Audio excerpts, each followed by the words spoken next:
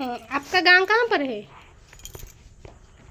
গাঁও এখন এখানে আসি আর কি গাঁও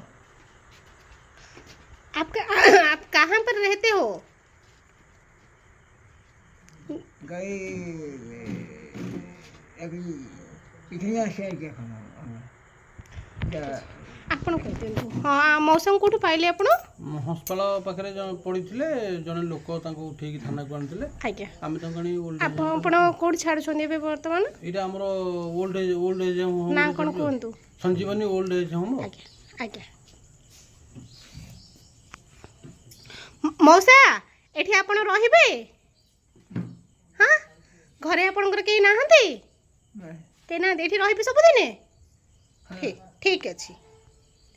ଯେତେବେଳେ ଯାହା ଅସୁବିଧା ଅଛନ୍ତି, ଆମର ବାପା ଅଛନ୍ତି, ମା ମାନେ ସମସ୍ତେ ଅଛନ୍ତି, ଯାହା ବି ସୁବିଧା ଅସୁବିଧା ହେଲା ମୁଁ ବି ରହୁଛି, ଯାହା ସୁବିଧା ଅସୁବିଧା ହେଲା ଆପଣ ଆମକୁ ଜଣେଇବେ ହେଲା। হ্যাঁ